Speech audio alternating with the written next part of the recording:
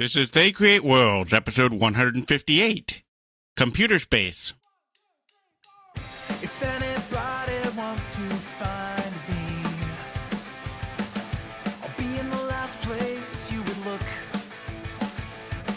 In a place where people used to be, a land that's called reality, you'll find me there.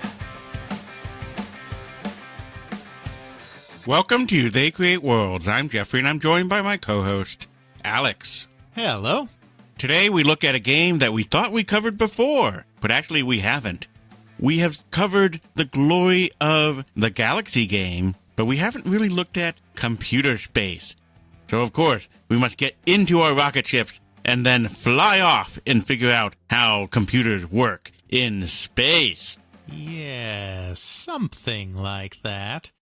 So, of course, today we are talking about the game that started it all, the game that is generally considered the first true commercial video game, Computer Space, created by Nolan Bushnell and Ted Dabney for Nutting Associates, and launched just over 50 years ago at the tail end of 1971. Now, I know we talked about something with Atari and the Galaxy game and computer space and whether or not Nolan Bushnell found this, that, or the other thing.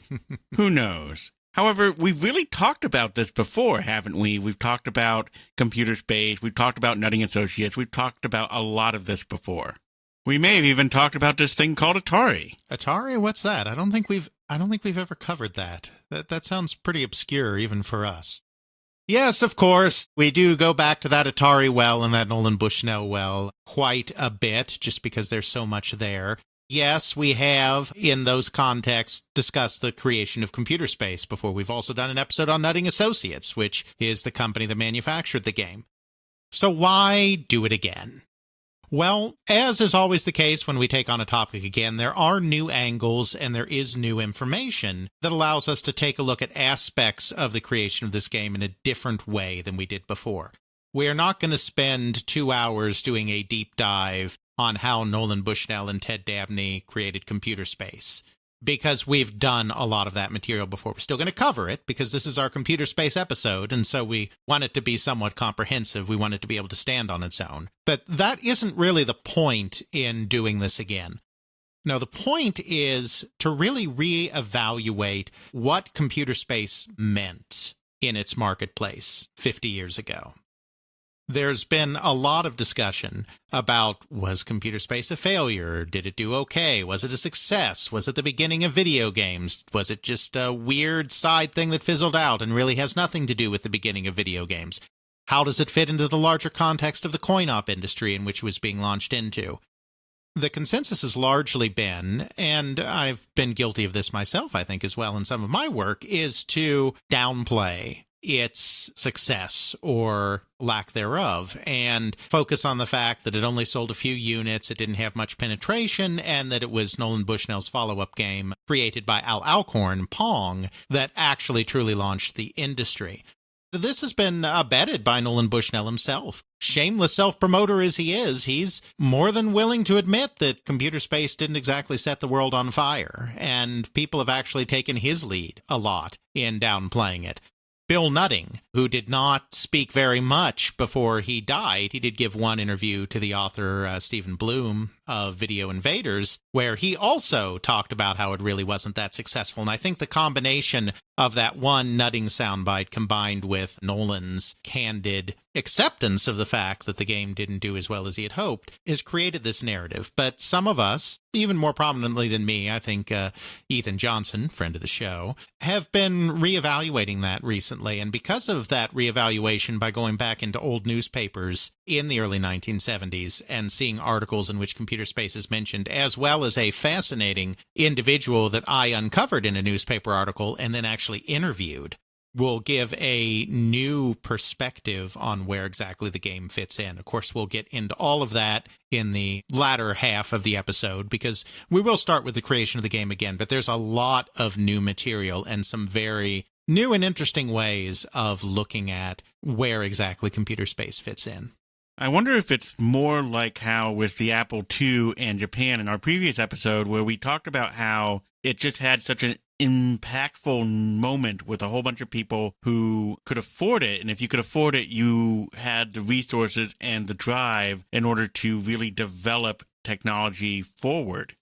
In Japan, we had a lot of games and stuff that were coming about because of the Apple II. We've had a lot of that in the United States. So what I'm wondering here with computer space is it having a more impactful role on a whole bunch of separate individual people and really helping them to drive them forward in order to further develop stuff, very much like how the Apple II was very inspirational to a lot of technology people. Sure, there's absolutely a little bit of that to the story, probably not as much as the Apple II crowd, but even just the way, not so much that it influenced tech, but in the way it signaled and helped to shift the way coin-operated games were being consumed by the general public. It was kind of a key stepping stone on the way to the modern, in the context of the early video game industry, 40 years old now, but the modern video game arcade. There's a lot to dive into there, not just the creation of the game, though we will touch on that again. There's going to be some good stuff in this episode, I think. Now, if I recall correctly, we talked about computer space and the Galaxy game before. There's a lot of different stories there. There's a lot of issues going on. No one knows what's going on anymore. That's right. So there are a lot of controversies surrounding the creation of computer space. I like to say that there were 2 people involved and 10 different stories on how it happened. It's really bad. We're not going to get into all of those controversies again. We'll revisit some of the important ones very briefly in terms of creating this comprehensive story. But if you want the deep dives on what was up with Nolan Bushnell, what was up with Ted Dabney, what was up with where the heck Nolan Bushnell saw Space War in the first place, we have other episodes covering that in depth, covering the evidence. We'll just kind of lightly tread there. To put things simply, Nolan Bushnell was a little bit of a tech nerd. He was never a huge tech nerd. He had kind of gotten into ham radio operation when he was young. When he was in high school, he kind of put some of the tech stuff aside and focused on more what you might call mainstream high school activities like sports and dating and skiing in Utah, where he was from. That's the mainstream teenage activity. Not everywhere, but definitely in Utah. He was there, but he wasn't one of these intense tech people that we often talk about. But he did have that unique blend that we've talked about before of having some technical aptitude and interest and an entrepreneur's spirit, which is why he was a far better person to kind of launch this whole video game thing than a pure tech head would have been, because you need some of that business understanding as well.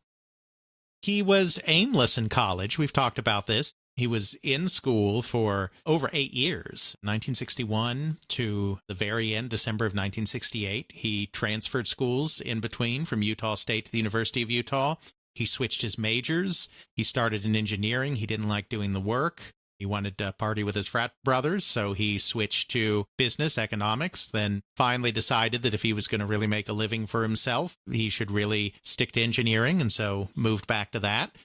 I think as much as anything because he wanted to get out of very conservative Utah, which of course is dominated, especially then, but still very much so today as well, by people of the Mormon faith. He was definitely more in tune with the counterculture and with the hippie vibe.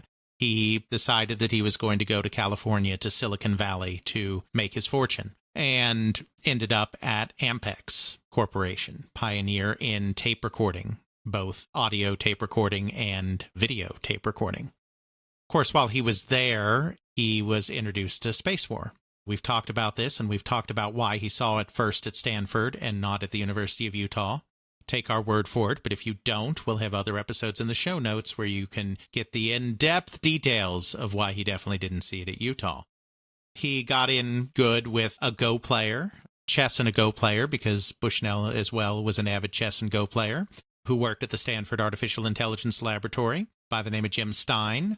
Jim Stein brought him around to the lab and showed him Space War, which was incredibly popular with the students, grad students, staff, faculty, etc. at the AI lab. Bushnell was just blown away because he did have a background in entertainment. He had worked summers at an amusement park, as we've discussed before. He knew a little bit about how coin-operated entertainment worked and what the economics of that looked like on the operator level. He just saw this game and he was like, this is amazing. Surely other people would be interested in this as well. Then sometime in the spring of 1970, the timelines are very vague. I actually did a whole blog post last year on the timeline of Space War. We'll put that in the show notes. We can use that as a vehicle to talk about some of the difficulties there are in dating exactly when things happened. I'm going to stick with what seems to have happened. And if you want more detail about why I place things where I do, the blog post and previous episodes of the podcast go into more detail. Somewhere around spring of 1970, Nolan Bushnell, in his capacity as an electrical engineer at Ampex Corporation, came across a sell sheet for the Data General Nova minicomputer. This is a computer we've talked about before. We've talked about it several times. The amazing thing about the Data General Nova was that it was the first minicomputer to smash through the $10,000 barrier. Wasn't the first minicomputer, or wasn't the first computer that was hailed for being way cheaper than the typical mainframes of the day, but because of its efficient and clever design and the increasing prevalence of integrated circuits in this time period, the designers were able to smash through the $10,000 barrier. You could buy a basic Nova for about $4,000, but if you wanted a Nova with enough memory that you could really do anything with it, it was realistically more like $7,000 or $8,000. But still, either way, this was incredible for the minicomputer industry. Seeing that computer with that price is what got Nolan Bushnell thinking, okay, there's that great game at Stanford, Space War. It needs a computer to run. Computers are expensive, but now there's a computer that's almost looking affordable. Remember, it really is almost looking affordable because this is $8,000, $4,000, $8,000 in 1970 money. This is still not something that you're going to have in your house unless you are particularly well off. And there were some engineers that were well off enough that they would buy mini computers and put them in their garage. In general, the public is not going to be able to engage with something like a mini computer, even when it comes down in price to the point of the Nova. Nolan knows the economics of coin-op. He knows what coin-op machines cost. He knows the coin drop that these machines get and how fast these machines earn back their investment. The wheels start turning. It's like, okay, well, 7,000, let's say 4,000. Let's even go with the basic model. Okay, 4,000. Okay, that's more expensive than a coin-operated machine. So it doesn't quite work if you just buy a computer to run a game of Space War. But time sharing is a thing. You can have multiple users on the same computer. So what if we took a Data General Nova and we time shared it, and there were 4 games of Space War going on at the same time? Well, now we're talking $1,000 per game. Now, it's going to be more than that when you factor in that you also have to hook this up to monitors and do all that interface work and do controls and whatnot. It's not like we can strictly say that's $1,000 per game, but it's, that's kind of a starting point. It's like, okay, maybe if I ran 4 games on a single Nova, or maybe if I ran 6 games on a single Nova simultaneously, maybe that would do it. Maybe the economics work that you could do this as a coin-operated product because those companies are used to spending more on product. This runs a little counter to how coin-op works because coin-op relies on novelty and it relies on having a lot of different things. Will enough people come to play this one game that you can really keep 4 instances of it running at the same time? So that's a leap. That's a bit of a risk. Of course, the video game industry would later prove that, yes, that is possible. Space Invaders did that. Pac-Man did that.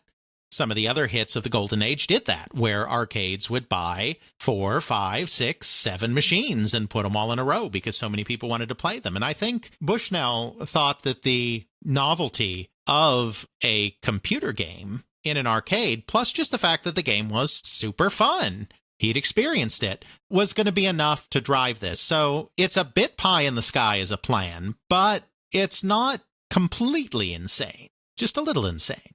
This, of course, is when he brings in his office mate, Ted Dabney, because Nolan himself, he has some digital engineering skills, but he'd be the first to tell you that he was never the best student. I mean, he was an engineer, but he wasn't a brilliant engineer.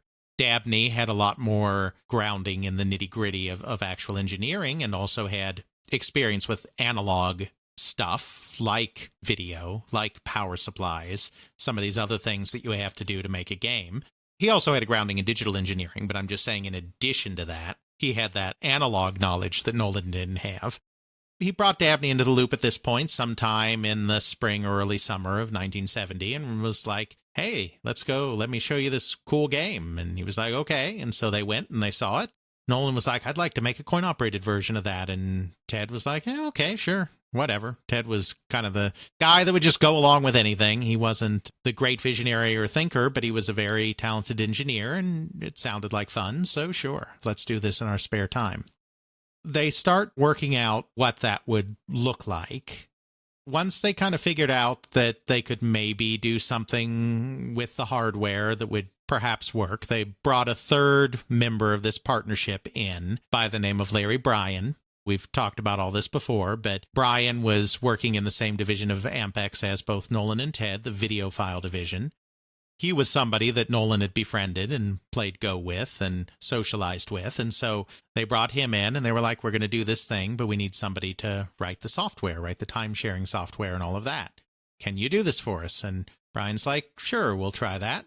The three of them kind of decided that Nolan would be doing most of the digital engineering, that Ted would be doing most of the analog engineering, power supplies, monitor interface, etc. And Brian would put together the programming that they needed, the time sharing that they needed, and then, of course, recreate the game of Space War on the Nova.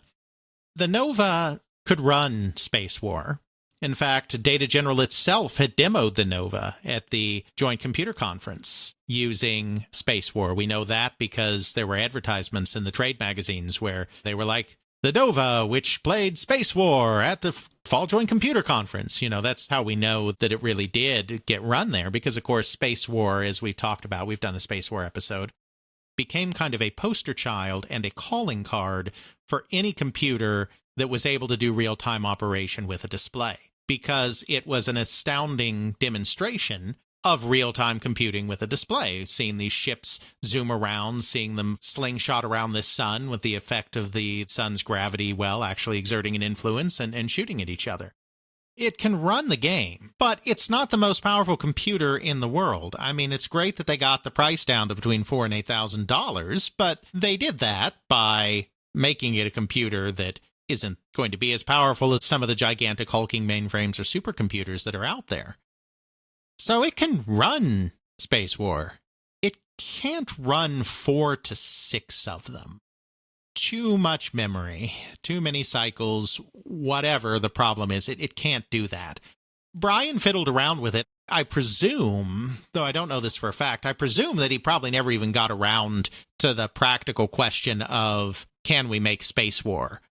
My guess is he probably just looked at the time-sharing aspect of it and was like, no way we're going to be able to time-share 4 iterations of this very complex game in a way that we can run that.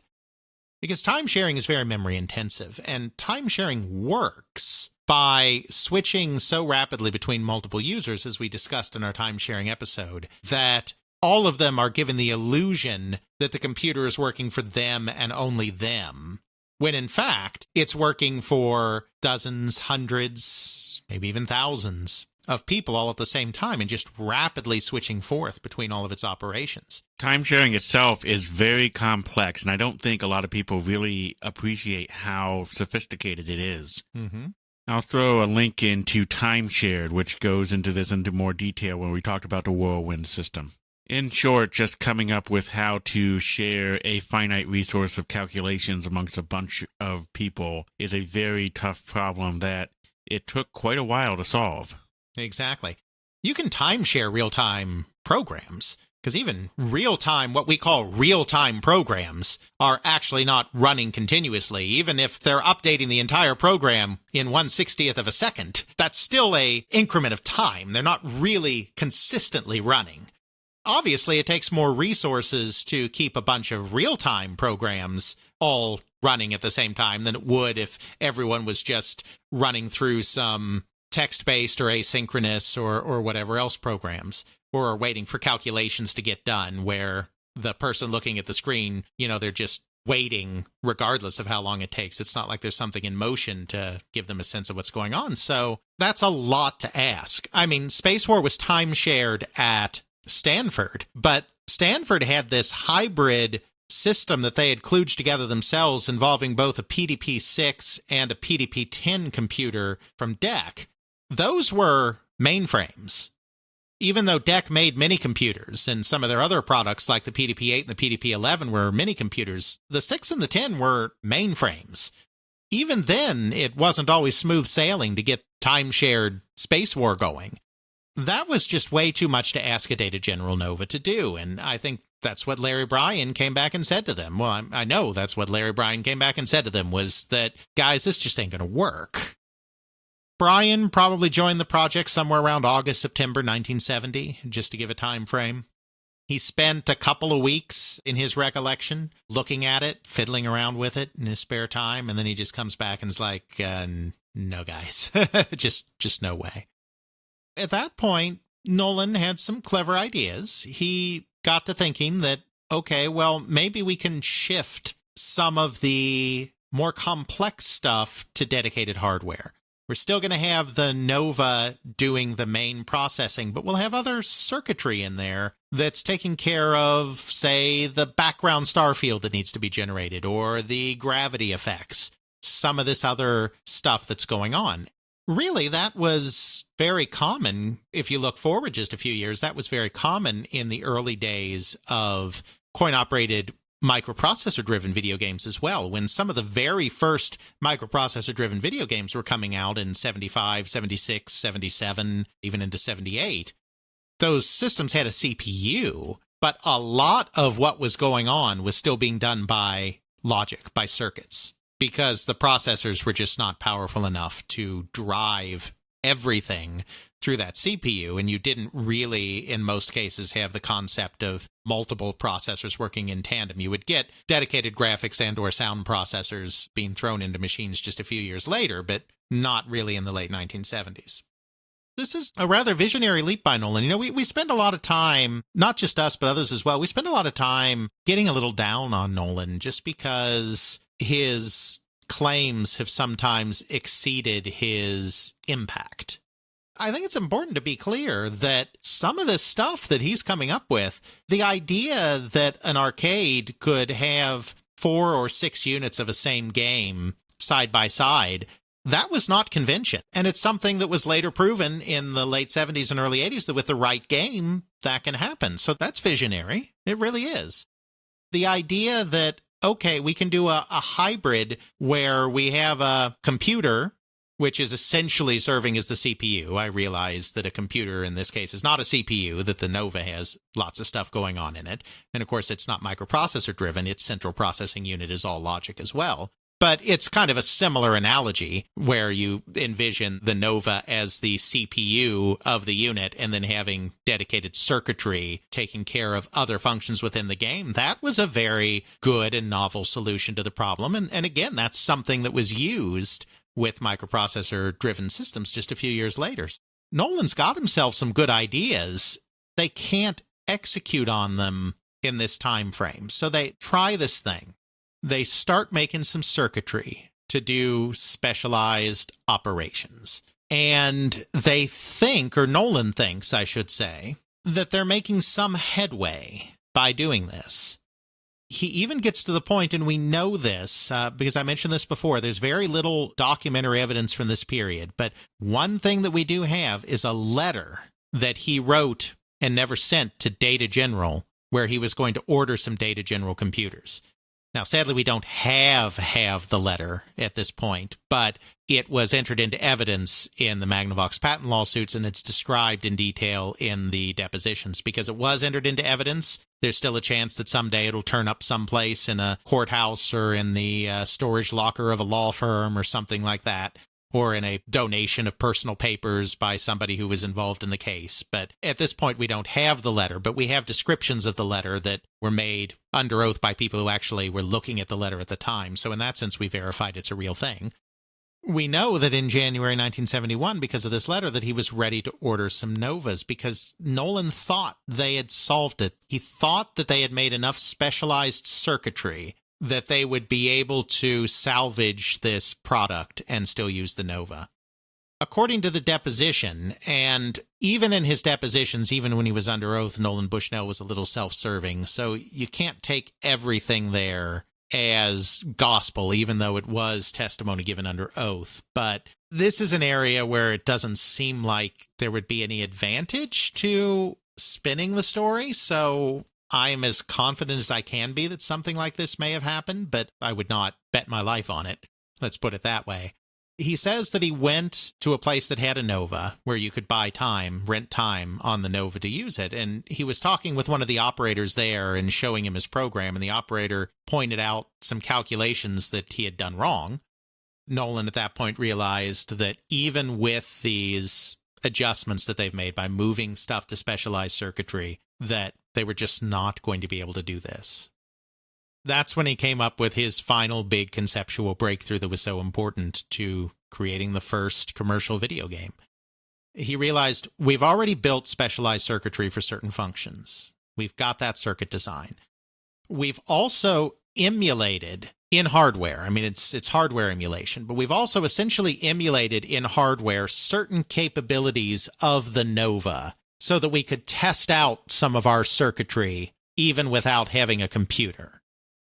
What if we just took our exerciser, took our Nova hardware emulated stuff that we've done, build that out a little bit, make it a little more complex, and why don't we ditch the computer? Because if we're doing everything just in logic, by this point, integrated circuits are pretty reasonably priced.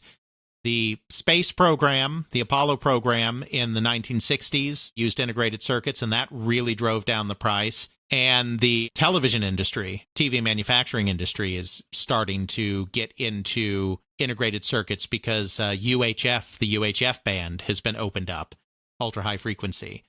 Integrated circuits are being incorporated into some of the newer televisions that are being made to take advantage of UHF. So integrated circuits have come down to the point where they're relatively cheap.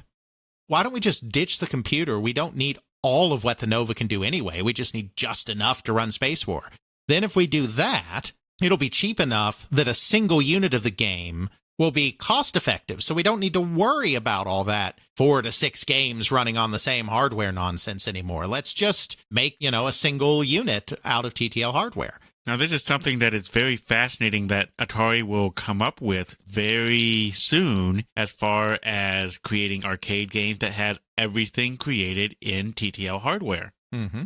All that hardware that they make, they just do graphics on this circuit board. They do the game logic on that circuit board. They do all sorts of crazy things like this. And he's coming up with all of this at a very early point in the development and coming up with the concepts with computer space. Exactly. He didn't have the know-how to create all of that himself, but with the aid of Ted Dabney, and even with a little bit of aid from an intern by the name of Steve Bristow, who would later go on to be the very important engineer at Atari and vice president of engineering in various departments at Atari in the coming years, they were able to put together the circuit boards that could do this and have something that looked like it would be viable. They didn't have the game finished yet, but they were able to put some hardware together kind of in the early part of 1971 that could at least move dots around the screen and show that it would be possible to move around and control these spaceships using just transistor logic or TTL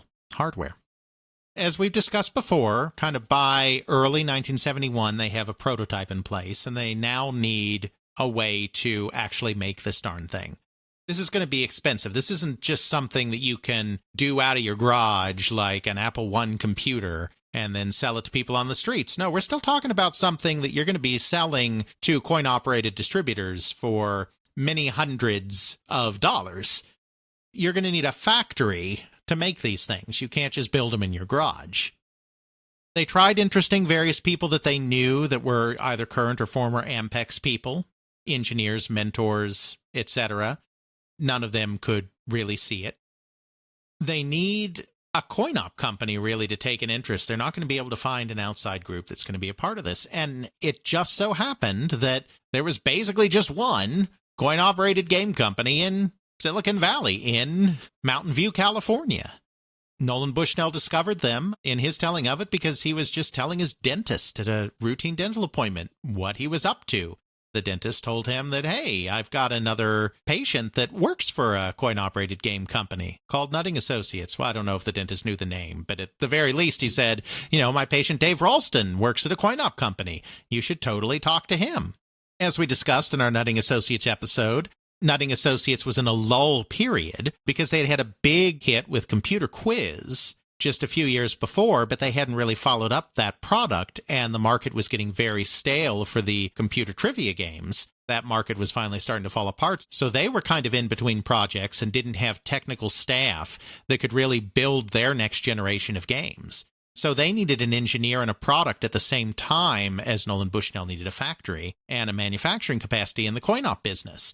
So it was really a fortuitous match, and somewhere around March or April of 1971, Nolan Bushnell leaves Ampex and joins Nutting. He joins the company as their head engineer and is also doing computer space on the side as a side hustle. He's very specific when he joins the company that that's a side project, that Nutting will perhaps be manufacturing this thing, but it is not a Nutting product. It is a Syzygy engineering product, the partnership that he had founded with Ted Dabney.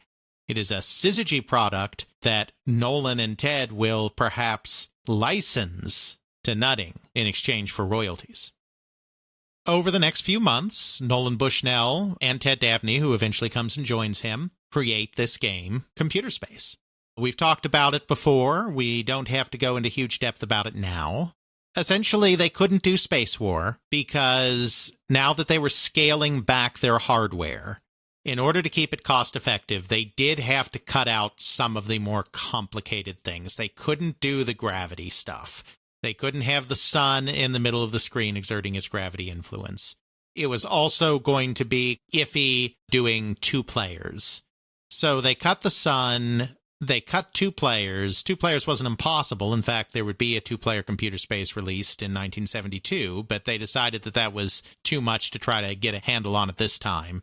They altered it into a game where a single player is controlling a rocket ship that is in open space. There are 2 flying saucers. Those flying saucers are the enemy. You're shooting at them, they're shooting at you, and each time one side shoots down the other, you get a point. So the player gets a slight advantage in that they have 2 targets, but then the game's really hard to control, so the computer gets into the advantage of it always knows how it's driving itself. So I think that's probably, this is speculation, but that's probably why they gave the human player 2 targets to shoot at, because they probably thought that would be a little more fair, give them a little more of a chance to score points than if it was just one-on-one. So you're shooting at each other, you score points each time you destroy the other player. It's set to a specific amount of time to play, generally tuned to like 60 or 90 seconds. At the end of that time, whoever has the most points wins, and if the player has the most points, they get another play session, which was a common way. A lot of games in that time period were time-based rather than lives-based. So there was often a reward for being able to stay on the machine for a certain amount of time or score a certain amount of points within a time frame, that kind of thing. That was a paradigm. That's the game, essentially. It's kind of like Space War, but not quite. It captures some of the charm of it, but also loses some of the charm by losing that central star. And it's a bit finicky because it is, as with the original Space War, created with somewhat realistic physics, where inertia is very much a thing because there is not an equal and opposite force in space very often stopping you from doing what you're doing. So you just keep floating in a direction until you yourself exert a force in another direction to change your vector. Control is not precise. You don't turn on a dime. You have to maneuver, you have to rotate your ship, fire your thruster in order to go in another direction. And so there's a complex control scheme. There are physics that are not what your average person is used to encountering on a day-by-day basis. It's nothing like driving a car. They do this game. It is debuted at the MOA show in October. The Music Operators of America, which is the main trade show of the coin-operated amusement industry, which, as we've talked about many times before, was much more a jukebox business than a game business at this time, which is why the show was the Music Operators of America. The games were mostly found in bars at that time because that's who the jukebox people serviced, and so they would put some games in bars and taverns alongside the jukeboxes. Then it was released probably very late November, possibly early December. Again, we don't have exact dates, but definitely in the late November, early December time frame, and probably didn't enter full production until early the next year in January or February is probably how long it took them to get their assembly line up and running. I want to point something out here because I'm looking at the case here. This thing looks futuristic. It looks sci-fi. It has that unique 1970s feel of old movies dealing with sci-fi. Mm-hmm. You have a fiberglass case. You have these weird controls on the front. You have this bubble design to it. You have multiple colors. Really, really shiny. Had a lot of flex in it to have it have a sparkle effect. It's a very pretty case. Absolutely, and that was Nolan as well. He wanted something that looked very futuristic, and so decided to create a fiberglass cabinet for the machine. He designed the cabinet. He designed it in modeling clay, and Dabney located a swimming pool manufacturer, because swimming pools were often made of fiberglass, who could actually do the cabinet creation for them. Yeah, it was very eye-catching. Bushnell definitely felt that to introduce something futuristic like the video game, it should look futuristic. So yeah, they did that cabinet. They had called it Cosmic Combat while they were working on it. Nutting released it as Computer Space. I'm certain, even though I don't have official confirmation, I'm certain this is true, because they had a hit with Computer Quiz. And so now this is Computer Space, just like Computer Quiz. That's the story of the creation again in a nutshell. Just wanted to get through that a little faster. If you want the real deep dive, we've got that in our nutting stuff, in our Atari stuff, and our Bushnell stuff. We've covered it. What is the place of this game? That's kind of what we want to look at in the back half of the episode. First, we do have to understand that this was something very new in a very conservative industry. The coin-operated amusement business in the United States was still being run in the early 1970s by the people that had really established it in the 1930s and the 1940s. I'm talking about at all levels. The manufacturers, the distributors, and the operators, that three-tiered system that we've talked about in other episodes. The manufacturers create the games, they sell them to distributors, who then sell them on to operators that actually put them in locations on the street. All tiers of this industry were still being run by the people that basically established it in the 1930s and 1940s. Now, if you're a coin-op enthusiast, you're saying now it wasn't established in the 30s, and I know that. Coin-operated amusements go all the way back to the 19th century.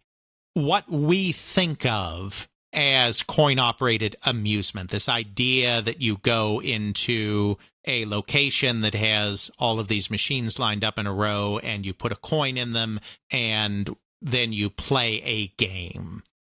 That was really a product of the pinball boom in the 1930s. You could kind of say it's kind of funny to think of something that's getting very close to 100 years old now as being modern, but you can think of that as kind of the beginnings of the modern coin-op industry, which was in some ways distinct from the industry that had been present in the 1890s, 1900s, 19-teens, 1920s. These were still the people running the show in the 1970s. The industry had really stagnated in the United States.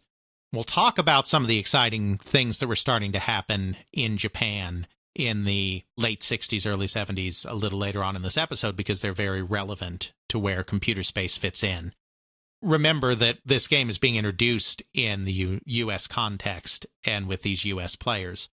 The industry had really stagnated, even though there had been some new designs in the last couple of years, like Computer Quiz or like the game Sega was making in Japan. It was a business that was still based on the same kind of games that had been made for the last 30 or 40 years. Pinball had evolved some over time. Of course, we did a big episodes on Gottlieb and Williams where you can see a lot of that evolution. But since the 1950s, pinball has basically been the same game, even though there have been some modifications over time. That game is old hat. Target shooting games are basically the same as they had been since the 1940s, when Dale gun games in the late 1940s started becoming prominent. Again, there's some bells and whistles on more modern games you didn't find in 1950, but they're basically the same games. The computer quiz games and the audiovisual games like Sega's Periscope are starting to change things, but you've got an industry that's been set in its ways since the 30s, the 40s, the 50s. The locations have basically dropped to just being bars and taverns because the jukebox operators, because of a variety of factors, basically absorbed the game industry. The jukebox people were just putting the games in the same places they were already putting the jukeboxes. You had some arcades still in the inner cities, mostly, both small and large. They were very different than what you think of as an arcade today. So most arcades, I mean, there were some big arcades still around, but your typical arcade in this period of time was just a small space, completely unattended, that just had a bunch of games lined up in them with really no effort at marketing or promotion or offering other kinds of entertainment with them. Because the machines, they were fairly secure. The coin boxes were fairly secure. So, you just leave people to put coins in them all day, and then you'd come collect them at the end of the day. I mean, that's a lot of what it was. These establishments, they weren't very mainstream. The bar and tavern games, that was a little more mainstream, but it was primarily a working class thing, which is no shame. We're not doing class warfare on They Create Worlds. I'm just saying that there was a certain clientele that just wanted to relax and blow off some steam at the end of a hard day at the factory or wherever they were. It wasn't like the arcades just a few years later, in the golden age of arcades, where arcades were in shopping malls and the clientele were teenagers that were out looking to have a good time and looking to have a challenge. This was a very different crowd. Both the people running the business and the people playing the games weren't necessarily in tune with this whole computer space thing. For one thing, Nutting kind of dropped the ball, I think, personally, on the way that they presented this thing. I think because they were afraid of maybe someone stealing their thunder or trying to copy them, because, of course, the coin-op industry is notorious for copycatting. And as we talked about with both Nutting Associates and Dave Nutting Associates, two different companies, Dave Nutting, through his earlier company, Nutting Industries, even ripped off Computer Quiz. Computer Quiz had several knockoffs that came out right after it came out, one of which was done by Bill Nutting's own brother, Dave, for complicated reasons that we discuss in our episodes devoted to Nutting Associates and to Dave Nutting. We've done coverage on both of those topics. I think because they didn't want their thunder stolen this time, they kept it an absolute secret before the MOA show. The earliest report for the game in the trades about what has to be the game is a report earlier in 1971 in Cashbox that says that Nutting Associates is working on a top secret project that they promise will wow us all when it debuts at the MOA show. They kept it completely secret. With something new like this, I think that's a mistake. Because yes, the MOA show is the time when you debut your new products. Yes, that's your big time when you have all of the distributors and some of the bigger operators all coming together to see your stuff at once. But I think when you have something as new as this, because this is completely outside of their realm, games are electromechanical. They are not electronic. They don't, for the most part, have computer circuitry. Computer Quiz, some of the quiz games were the one exception to that. But these games did not have computer circuitry. They did not have monitors or televisions in them. A completely different paradigm, something that they have no idea what to deal with. And these are people that, like I said, have been running the business since the 30s and the 40s. So it's not like they're in tune with advances in televisions and computers and electronics and all of this, because they were young men in a time when this stuff didn't exist or barely existed. Also, their entire thought process on how to do marketing is completely different. If you look back to all of the things that we discussed in early pinball games, early arcade stuff, those marketing materials were just flyers. Mm-hmm. They were just paper with some fancy fonts on it, and then they were mass-produced and handed out in order to really promote whatever that product was. Here, we're having to do something a lot more modern. We don't have advertising that really goes towards television, towards radio, towards having something that really has mass market appeal. Right. In this case, we're going to the MOA show, and I'm showing some sort of electronic device to people where they're used to electromechanical. They have no concept of what this game is. They don't have any kind of concept or groundwork to understand why people would even want to play it. To them, it's just a fancy piece of electronics that costs way too much, and no one knows how to really market it or make it so that people want to even play it. I don't even think that there is a marketing department that Nutting Associates actually has that they use in order to really promote their product. They need someone there to actually lay the groundwork and prepare people to understand what this new paradigm is. They had a marketing director, but you didn't market to consumers in the coin-operated industry. You marketed to distributors. You really didn't even market to operators that much because, for the most part, it was the distributor's job to market to the operator. You marketed to distributors. I agree with you. The way you would have to, I think, lay the groundwork for something this different would be to do some kind of gradual hype campaign. And you'd have to do it at this stage. You're still talking, but you're not even talking about doing it to the public. You're talking about doing it with distributors and operators. But instead, they kept it a secret, a complete secret, until the very show where people decide what they're going to order for the coming year. I mean, it's not like you can't sell something that you didn't debut at the MOA, because certainly stuff comes out later. But this is the show where you're trying to get your big orders. You need to lay groundwork. And Nutting Associates did not do that. They kept it in a complete secret.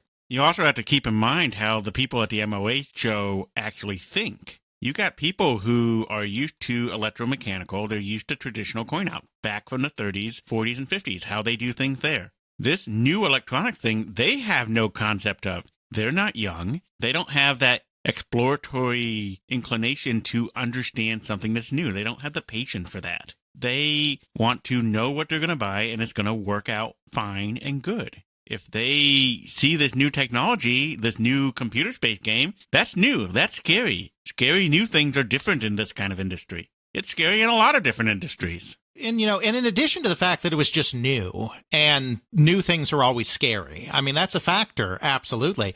But they had real practical concerns, too. Because, of course, coin-operated games need maintenance. They are out in public, and the public is very mean to these machines. We've talked about this before. They get frustrated and they hit them, or they think they can cheat the machine and they hit them, or they just are walking by and not paying attention and they hit them. I mean, coin-op machines get hit. They are very finicky, especially the electromechanical ones. Now, obviously, solid state is not going to be as finicky as an electromechanical machine because there's fewer moving parts, but they are very finicky. They break down often, especially in this period. You have dedicated service people that make the rounds fixing these machines. The locations usually won't have a service person unless it's a really big arcade, but as the operator, you'll have a guy that goes around fixing machines at your various locations. These people are trained in electromechanical hardware. They don't necessarily know what a circuit board is. They don't know what a chip is. If a chip goes bad on a board, or if a capacitor goes bad or whatever, you got to get in there with your oscilloscopes and with your voltage readers, and you've got to go in and you've got to see where the bad trace is on that board, and you have to figure out where the bad chip is on that board, and then you have to pop it out and place another one in there. It's a different skill than replacing a stepper or a mechanical relay. I remember seeing in Popular Electronics, the old magazine of the time, examples of people saying, hey, you can learn all this new skills by learning soldering and repairing television. Oh, yeah. There were people who spent a lot of times repairing television. Mm-hmm. That kind of skill was valuable back then. Not so much now because of all of the electronics are very disposable if they break. It takes a lot of effort to go in there and actually tear apart a system and try to fix it. Yep. Alex knows this very well in the example of me having to try and fix an Atari 2600. It's not an easy thing to do. Absolutely. So it's a completely different skill set, and these people are not even sure that their maintenance people will be able to handle that. And you're not going to hire a new maintenance person just to handle this one special machine you have. Going back to the televisions, remember, these machines have actual televisions in them. Now, the tuner's been removed. If you were to take that television home and try to watch TV on it, you would not be able to do it because it can no longer tune a station over the air, let alone via cable or some other method. So they're not working televisions, but they are televisions because there was no monitor industry at this time. So what they had to do was buy actual televisions, remove the TV tuners, and then do some custom tinkering so that it could accept the signal from the video game hardware.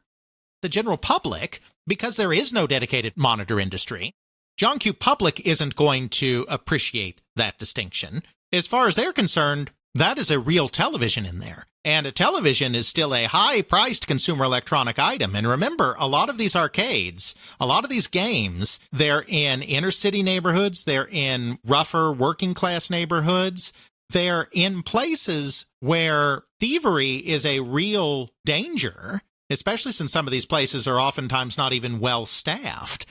The distributors and operators were legitimately worried that people would try to smash up the cabinets to steal the televisions. They'd have been very disappointed when they did, because they wouldn't have worked for anything, but the theft element was a very real fear as well. There's very little report on that show in the trades, on, I should say, the reception to computer space in the trades. There is one report in Cashbox that indicates that the booth was very full, that Nutting's booth was crowded during the show. I think it's reasonable to think that there would probably be some legitimate gawking and some legitimate interest to just try this darn thing out because it's so weird and different. Yeah, that's interesting, but no thank you. Exactly, because it was just too foreign. It didn't seem right, so they didn't take any orders at the show. There are times that Nolan Bushnell's claim they did, but under oath he said they didn't, and that's been corroborated by others as well. I'm pretty sure they didn't take a single order at the show. I would just pause to think that just how devastating that would be for you as a company. Mm-hmm. You put all of this effort into a thing, you have all these interests, you have all these people looking at it, but you're just a sideshow attraction. You're an interest, but I'm not trusting you enough to put my money in you. That is devastating for a company at a show like this. The MOA is where you said you get most of your orders. If no one's buying there and you have all that interest, that says something is horribly, horribly wrong. Absolutely. In its initial unveiling, it was something of a failure. But they didn't give up there. They knew they had something interesting and new. Dave Ralston, the sales manager, he started getting it out there. They had connections with some of the California distribution community because they were based in California. They had close contacts, and he got a couple of machines out on location where he gave them to some of the more prominent distributors for free, gave them one machine to place out on location so they could see for themselves how it was going to do. They also had their own coin route. Rod Guyman, the president of the company, had established a coin route for Nutting Associates to bring in extra income, and so they put the machines on their coin route as well. The results were actually kind of okay. The Nutting coin route ones did very well. It's kind of funny. There's a producer at Activision by the name, he's no longer there, but I mean, there was a producer at Activision in the 80s named Brad Freger, who wrote a little autobiography of his time in the video game industry. And he was actually friends with Rod Guyman. So when he was younger, before he had anything to do with video games, he had actually served as a collector on the Nutting coin route. And he remembers going to those machines and just they were taking in lots of money, that it was very successful on the coin route. When you got it out into certain locations, it kind of did okay. It didn't do okay everywhere, but it did okay in enough places. So they got some distributors a little bit excited in it. Probably the most prominent one being Bob Portale. I don't know how he pronounces it, but it's Portale is how it's spelled. Bob Portale, who was a prominent Los Angeles distributor, got him interested in it. He had some success kind of selling the machines. Nutting gave him an award for selling a bunch of machines. And obviously that's a publicity stunt. That's a way of trying to convince other distributors that, look, somebody did a good job. He got a trophy, so he must be selling a lot. I mean, some of that's just marketing to try to get other distributors interested. Bob was also one of the early and most enthusiastic proponents of Pong. And I think that's because he really did have some success with computer space. He really did see that, okay, the video game can do okay on the root. There's that aspect to it. Some distributors were doing okay with it, but most distributors continued to not pay attention to it. It was foreign, it was weird, and it did not do well everywhere. Because, as I said, the working class pay, and I don't want to, it's not even a class thing. It's not even about whether you're working class versus professional class, because this isn't about class warfare. If you're a worker, doesn't matter if you're blue collar, white collar, working class, middle class. When you're going to the bar to blow off steam, you want to have a few rounds with the fellas. You may want to engage in some competitions or contests. You may want to shoot a little pool, play some darts, whatever. But it's geared around stuff that you don't have to think about. You've been thinking all day. Your brain's been working all day. Even if you're working class and your job doesn't involve much thinking, you've still been engaging your person in something all day long, and you're just done with that. I think what you're trying to get at here is the general public is not very technical during this time. They just want to have fun that involve things that they can understand and have grown up and relate to. Mm-hmm. That is pool, drinking, darts, stuff like that. Yes. Very simple games, stuff that has a little bit of challenge to it, but nothing that involves a lot of rules to learn or something that is very difficult to play. Mm-hmm. The most complicated electromechanical game is just going to be a game of skill. Pinball. The person that's going to see computer space in the bar in these kind of situations, they don't want to learn something new. This is going to be new, scary, different. Right. There's going to be these weird controls on it. There's going to be this giant flashy screen. I don't want to think about how to fly something around. I don't know what a computer game is. That's another thing you have to contend with. People do not know what a video game is. John Q. Public has no clue. Right. This is before video games have really taken the public by storm. You're not going to have someone who's going to really understand what's going on. Up, down, left, right, BA. We have no concept of that at this time. Yeah. Controls are very difficult and hard to understand. I remember that there's people who are older who work at my place who have difficulty with a computer because they're in their 50s, 60s, 70s. Mm-hmm. They don't have the knowledge or the experience of doing something that we might consider very simple. Alt-tabbing. I've had to show people how to do that. How to copy and paste. Alex has dealt with that too. You're dealing with people who did not grow up with technology. They don't have that background there. And any kind of new technology and the controls there are just going to be so difficult to understand and master, they're not going to spend money on it. I'm going to go spend my money on beer. I'm going to spend money on darts. I'm going to play money on pool. I'm going to spend money on pinball. That's the most technical I'm going to get. You know, and to draw a modern parallel, that was the philosophy even with the Wii, with Nintendo, is that video game controllers had gotten very, very complex. In order to get a wider segment of the population back into video games, maybe people that had played an NES when they were younger but had never played a video game since then, to get them back into video games. So by simplifying the controls there, they had the Wii. Even though the Wii was a fad, that Nintendo couldn't sustain that level of success into future generations of consoles. It brought people in because it was going back to something simple. Computer space had its problems, and the distributors were very resistant to it. You know, the famous Bill Nutting quote that I alluded to at the beginning of the episode was that we made 1,500 of them and we had to sell them practically by force.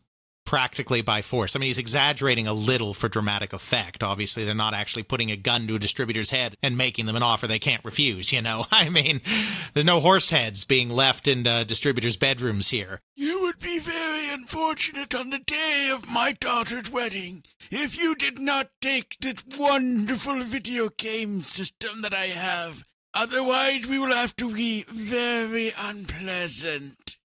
Right.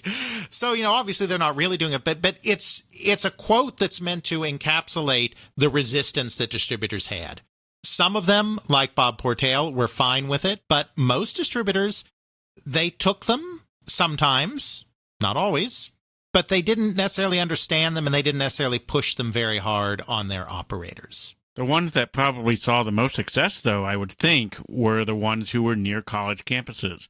where you had people who were younger, college, maybe even some high school kids, who actually were willing to put in the time and effort to learn this thing.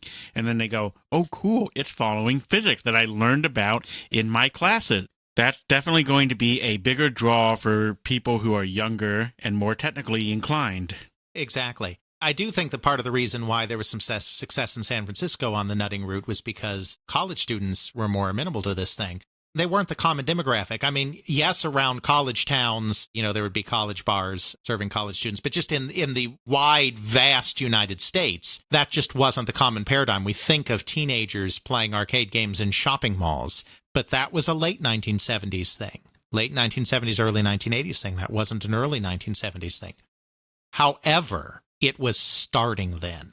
Now that we've talked about all the traditional reasons why it is often considered not necessarily a financial failure, because they did sell 1,500 of them, they made money, but why it's sometimes considered culturally a failure is the reasons that we just discussed right now. And those are the traditional reasons. Some of those are reasons we brought up before. Now let's look at the other side of this, and the side where the game actually matters.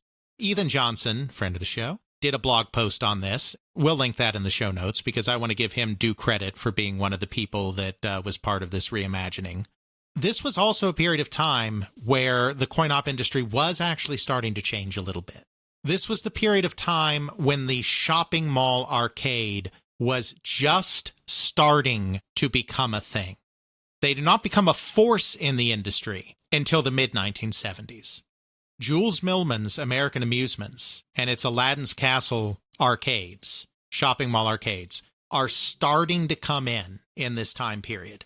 We've talked about that phenomenon before, how Jules Millman was the one that really came up with the idea of the shopping mall arcade, which is, okay, if we're going to do arcades in a way that the general public will accept and where we can make money, they need to have strict rules and they need to have staff there constantly in order to enforce those rules. That's how you make the arcade palatable to modern America. Because like I said, I mean, a lot of arcades, they were just these small spaces with all these machines and no rules, nobody looking after things.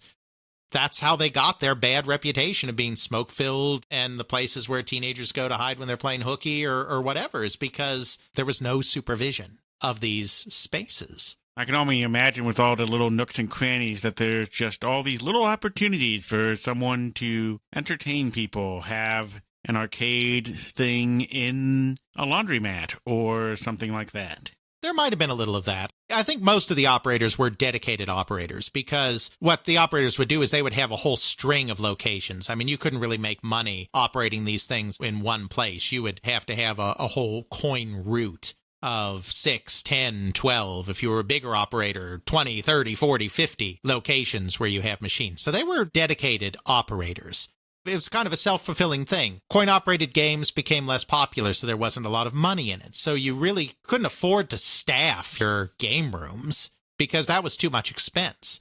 But Jules Millman was trying to bring back an earlier era. He was essentially trying to bring back the era of the penny arcade, where high-volume foot traffic guaranteed that you would have a steady stream of visitors, which meant that your locations were profitable. This is something that really didn't exist anymore, and Millman's brainstorm for doing this is like, okay, we'll make them respectable by having an attendant. But if we're going to pay an attendant, we need one of these high-volume foot traffic locations where we can put a lot of machines in a single place and have a lot of people walking through, or we can't justify the expense of the employees. Okay, so shopping malls. This is the modern equivalent of the town square where so many penny arcades thrived, is the suburban shopping mall. The architect of the suburban shopping mall, Victor Gruen, of that whole movement, his idea was that the suburbs needed something like an inner city town square to connect people. The suburban shopping mall, in its classical form, a self-contained, climate-controlled building with a courtyard in the middle and department stores anchoring the ends. That's the model that Victor Gruen came up with, and that's the kind of establishment that Jules Millman started targeting with his arcades. And it was a tough road at first, but he was able to get into some shopping malls that were maybe not doing as well and therefore were desperate enough to take a chance on him. Once other mall owners could see that his locations were respectable, then, could expand from there. You see, Jules Millman was trying to break into the new. So this is different. He is a young man. The reason he decided to get into coin-operated games, because he actually worked for a distributor. He worked for Worldwide Distributors, which was a big Chicago distributor. The reason he wanted to get into arcades is because working as a distributor, he was just kind of appalled.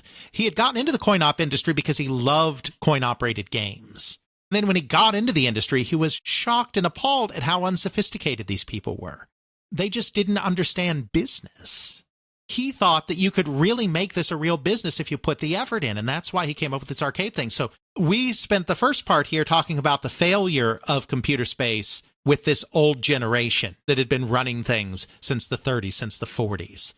Well, now here's the young guy, Jules Millman. He is trying to build something new and exciting that brings in a new class of people. This guy understands computer space. And this is something we really didn't really understand until Ethan Johnson got into the old newspapers in newspapers.com, because this isn't about going to see what the New York Times or the Chicago Tribune has to say about video games. This is about going into local newspapers and seeing what the reaction is when the new arcade comes to town. And what Ethan Johnson did is he did searches for Aladdin's Castle or for computer space or all of this kind of stuff, tracking the spread. What he found is that in the early 1970s, when Aladdin's Castle opened an arcade in a community, new shopping mall arcade, they would, of course, make sure that there was local newspaper coverage. You know what? Just about every single one of these articles mention computer space as a game that's in the arcade that Aladdin's Castle is opening. Jules Millman is still alive. Some of the other people from the early days there are still alive. We haven't tracked them down. We haven't been able to talk to them to confirm this. You know, what this says to me is, first of all, I mean, these local newspapers, they don't know much about these fancy new arcades.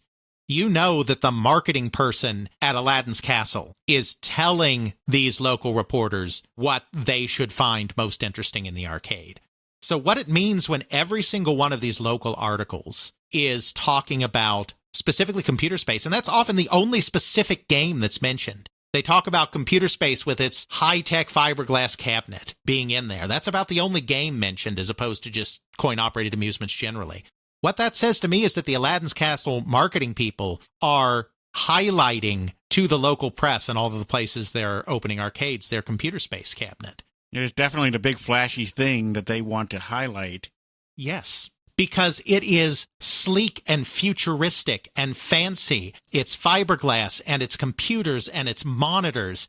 Remember, the space race to the moon had just concluded a couple of years before this, so space is still a big thing.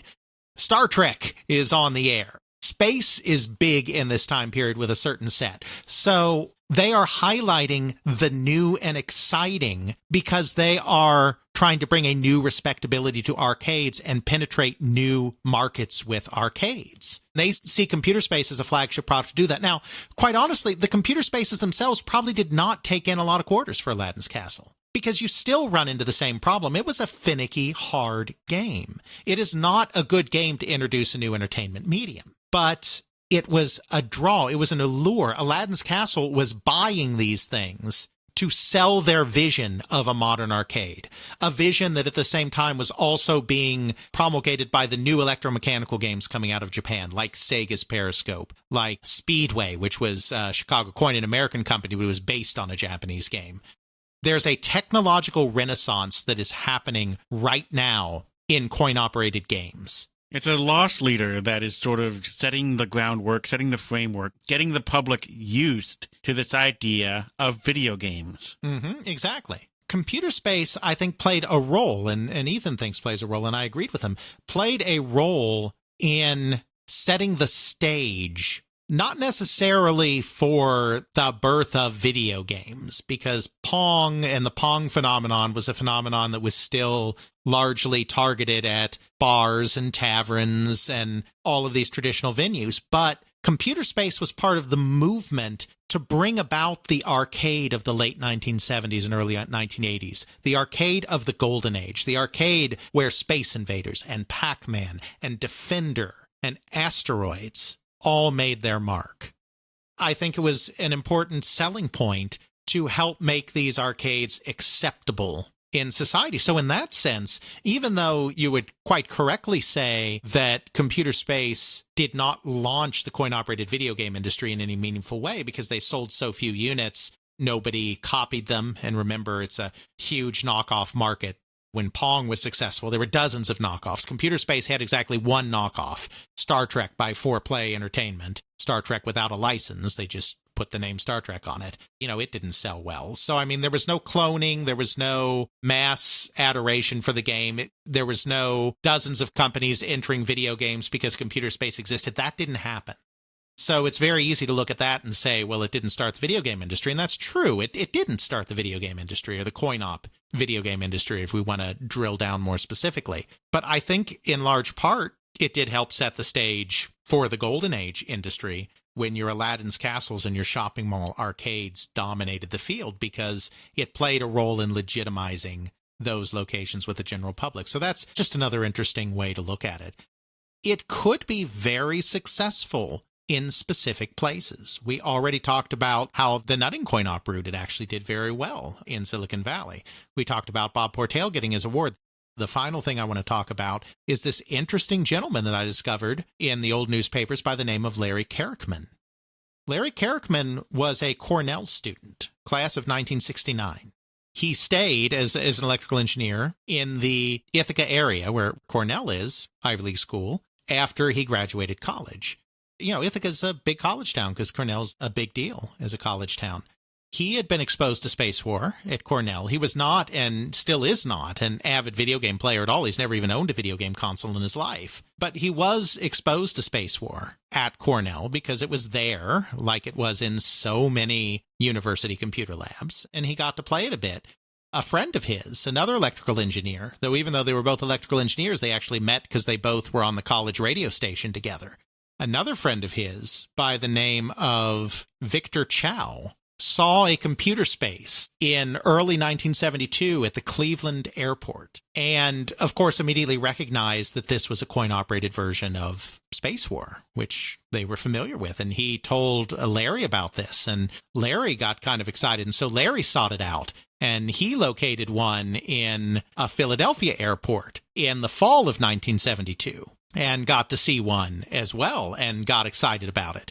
They actually decided to go into business together. They thought this would be a great thing, and they decided they'd go in together and buy a couple of these. I was talking about how most of these aren't side hustles, but in this case, this actually was kind of a side hustle of operators. They created a company together, and they bought a Computer Space machine. I interviewed Kerrickman. I was looking this stuff up about Computer Space for the 50th anniversary because I did an appearance on the Video Game History Hour, which we promoted at the time, where I talked about the 50th anniversary of Computer Space.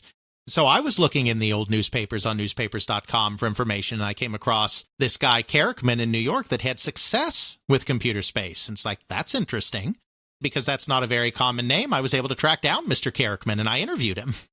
They decided to buy one of these machines and put it on location. And it's a perfect encapsulation of what the real problem was, I think. Even more so than player resistance, it was this distributor resistance, because he called Nutting directly, Nutting Associates. He spoke to Nolan Bushnell and wanted to order one of these machines. This would probably still be in early 1972, even though he saw one in late 1972, his partner saw one earlier. His memory is talking to Nolan Bushnell, but maybe he's wrong. It's 50-year-old memory. But anyway, he did call Nutting Associates directly and wanted to order a machine. And of course, they're a manufacturer. They don't sell to operators, so they put him in touch with a local Syracuse distributor. He bought a machine from a distributor in Syracuse. The distributor could care less about it. I think this again speaks to the distributor resistance we talked about before. They sold him the machine, but they didn't really give him the time of day after that. When he had problems with the machine, which didn't happen often, but did happen once or twice, he didn't get help from the distributor. He actually called Nutting Associates to get help with the machines. In the three-tiered system, the distributor is supposed to provide some service and help to the operators that they sell the machines for. But again, I'm sure this old line Syracuse distributor just wasn't equipped to handle that kind of thing. And so they were just like, whatever. I think that was a lot of the problem everywhere, is that distributors were just like kind of, whatever. Kerrickman and Chow were very interested in this. And so they bought this machine and then approached a pizza place called Elba Italian Kitchen. The owner of the pizza place was looking to expand, to remodel, renovate, and expand, but needed capital to do that. So they saw this as a prime target. Kerkman and Chow went in and were like, hey, we've got this machine. Why don't we put it in here? And, your share of the take can help pay for the renovations you want to do. The guy was like, okay, let's do that. This was a college hangout. You have the right kind of clientele who would be really interested in this kind of game. I like science. I like realistic games. I can understand something that's new. Exactly. It's kind of funny. They accidentally discovered the Chuck E. Cheese formula before Chuck E. Cheese, because what they found is this game was very successful in the pizza parlor for the same reason that when Nolan Bushnell did Chuck E. Cheese, that they decided to make it a pizza place, because pizza takes time. You would order your pizza, and then you'd have to wait around for a long time. You need something to do. This guy didn't have coin-operated games before. This was not a location that had pinballs. So this was the only game in the establishment. Lots of people had lots of time on their hand, and lots of these people were college students, younger, more savvy on this stuff. Cornell's a very good tech school. You have this savvy crowd there, and it was a massive success. It paid for this guy's renovation and expansion, the pizza parlor owner. It was a massive success. So they bought a second one, and they put it in a bar. Again, another college hangout. It wasn't one of these working class bars. It was a college hangout. It wasn't quite as successful at the bar because it had more competition for attention. I mean, there were other coin-operated games there, for instance, but it still did okay there as well and brought in a good bit of business because it still stood out even alongside pinball machines with that fiberglass cabinet and everything. Then they actually made modifications to the games. After the initial interest kind of started petering out, they adjusted the games. Now, they didn't actually modify the circuit boards, but there were other settings in the game that were not the baseline settings that actually made the game a little easier. So they went in and changed some of the settings. Instead of having 8-way directional shooting, they changed it to 4-way directional shooting. They made the missiles of the flying saucers not travel as far across the screen. As they said in the article from the time, they lobotomized the game to make it easier. They kind of recognized that the difficulty was kind of inhibiting the general acceptance as well, so they made it a little easier, and that brought in more people. Then this is the very interesting thing. Because they had both been involved with the college radio station, they're no longer students at this point, they graduated, but because they were involved with the radio station, they still had ins with people at the Cornell University radio station. They convinced another one of their friends, Pamela Peterson, who was responsible for some stuff at the radio station, to produce and run some radio advertisements for Computer Space, targeted at the general public in Ithaca. The radio station was a college radio station, but it was a powerful enough station that it broadcast all over the county. It could reach all corners of the county, and they actually ran ads where they recorded some sound effects of people playing the game and the sound effects of the game, and then, did voiceover about, come play Computer Space. These may be the first audiovisual. They were only audio, obviously, not visual, but these may be the first audiovisual ads ever made for a video game. There's a good chance that the Magnavox Odyssey original television ads slightly preceded them. It would all be around the same time, but there's a good chance the Odyssey preceded. But certainly the very first time that an arcade video game had ever been advertised on radio. Arcade games weren't advertised to the general public until like the early 1980s. That was an incredibly interesting thing to do. And so by confronting the difficulty problem, by going out and actually publicizing the game with players, and by targeting specific venues with a younger, more adventurous audience, they had a lot of success with those two Computer Space units. I mean, a lot of success. I think that the problem with the game was not so much that it couldn't have been a success, but that distributors were too nervous about the new technology. Operators often found themselves in locations that were not going to embrace new technology, and players were not introduced to the game in a way that would make them excited to play it. I think Computer Space could have been a bigger hit if what happened in Ithaca had been recreated on a larger scale across the country, but of course, at that time it wasn't. even if it only sold 1,500 units, even if it didn't inspire competitors and inspire other games to come after it immediately, et cetera, it's clear that it played an influence in the way the coin-operated industry reinvented itself in subsequent years, and it deserves a little bit of credit for that. Certainly, from an inspiration level, it was the direct influence on Atari's Tank in 1974, which was a massive hit at the time. It was basically, why don't we take the one-on-one shooting at each other combat of computer space, except make the controls less dumb? That was Tank. The controls and the physics, I should say. And of course, it was one of the main inspirations of Asteroids, which is Atari's best-selling game of all time in arcades. The basic conception of Asteroids was, why don't we combine the best elements of Space Invaders and computer space and make something that can compete with Space Invaders? It had some of that design influence, but mainly I just think it was a big part of the movement into the modern shopping mall arcade. I still think we don't want to overstate its influence because it was still relatively uninfluential compared to something like, say, Pong.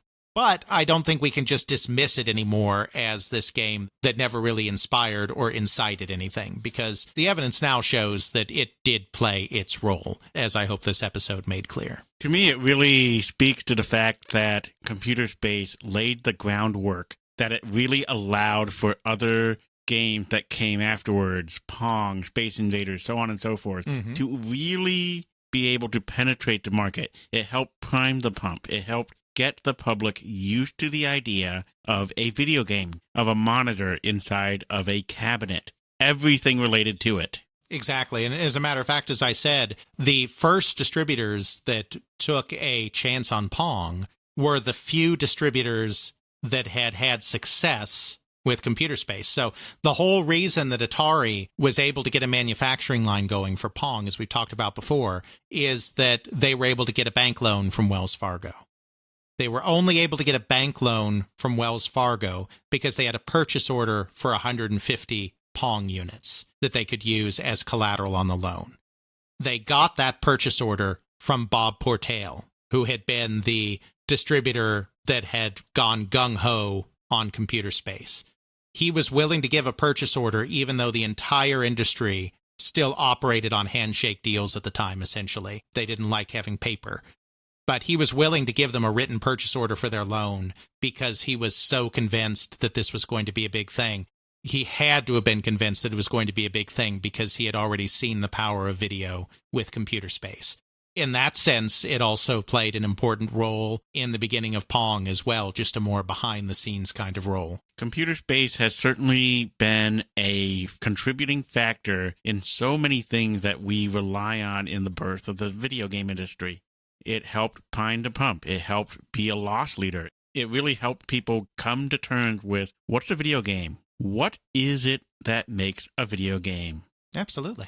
So that leaves us with the wonderful question I ask as I get the computer in space to turn back home. What will we talk about in our next episode? Well, we've been focusing on individual games a lot recently, doing several deep dives in a row on specific games. It's probably about time that we go back a little bit to our bread and butter, which is the history of game companies and the history of the game industry. One company that we have not managed to talk about yet somehow is the company Adventure International. Scott Adams' company. No, not that Scott Adams. Not Dilbert Scott Adams. There are two Scott Adams. But one of the pioneering companies in text adventures on microcomputer platforms.